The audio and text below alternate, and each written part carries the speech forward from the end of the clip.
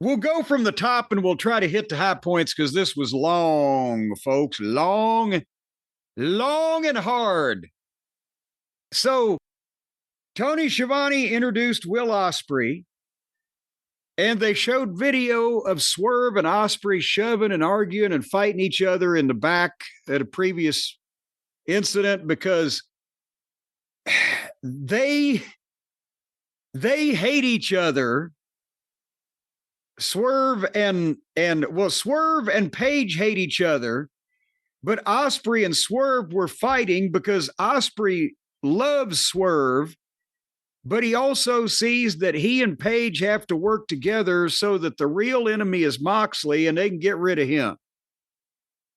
And I agree with you there. The real enemy of this company is Moxley, but so Ospreay's thing is he wants Paige and Swerve to work together for one night and then kill each other.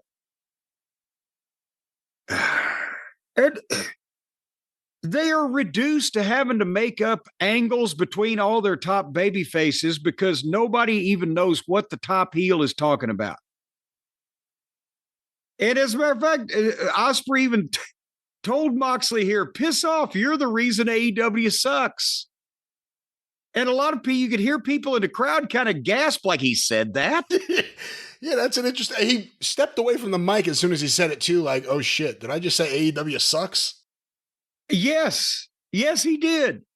He said he listed, as a matter of fact, why AEW didn't suck. Is that the only reason that AEW sucks is you, Moxley?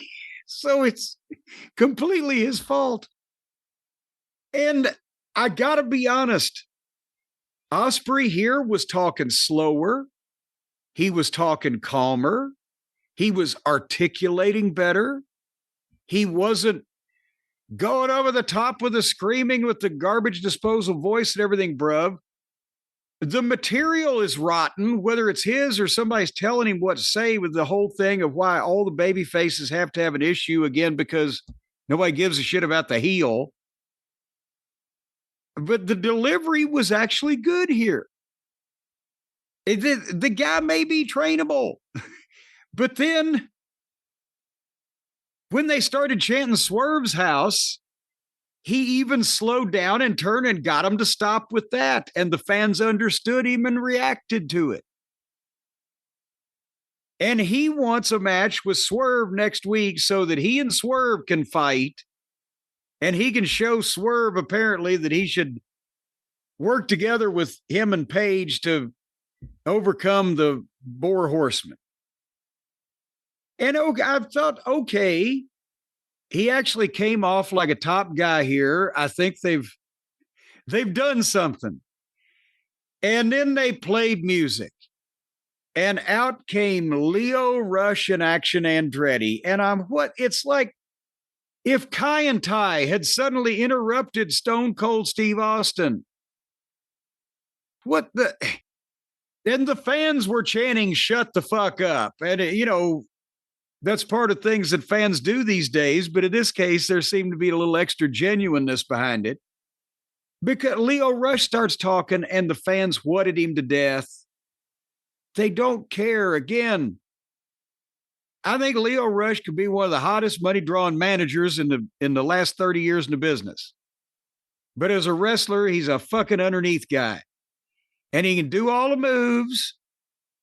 But he's got an entertaining personality, and they need to do something else with him where he could contribute that at a main event level. This ain't it. And Andretti, I'd say he should have been a race car driver like his Uncle Mario. But Leo Rush in this promo challenges Ospreay. Actually, he didn't. He alluded to it. He didn't actually come out and do it, and Ospreay had to pick up on it and finish it up for time purposes. Oh, so you want me, bruv? And so Ospreay said he was going to go put on his crime-fighting pants. And next week, it's Ospreay and Swerve, but tonight it's Ospreay and Leo Rush. Brian explained to me why they couldn't leave well enough alone here and let this guy do the promo without sending job guys in to clutter the issue up. You know, I've always liked Leo Rush, but I was a little shocked that he came out here with Action Andretti, who kind of looks like a shorter, smaller version of Will Ospreay with the haircut. But, you know, this is one of the problems with AEW. You know, you're trying to build people up, and then all of a sudden, and I get WWE used to kind of do this on their show, but it distracts from everything. But also, I guess you are looking at a 4-hour show, and you need to build the things that'll be an hour 4. So in that way, I guess... Okay, can they get some grown adults to fight the top babyface? Who? If not who, Crew. I guess that's maybe what they were saying.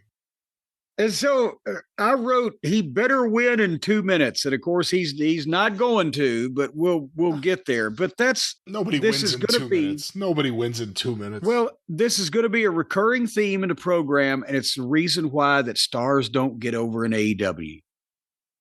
Because you can't send them out there to act like stars and then have them interact with people that are clearly not stars on an even keel. And this is what's going to go on all through the program.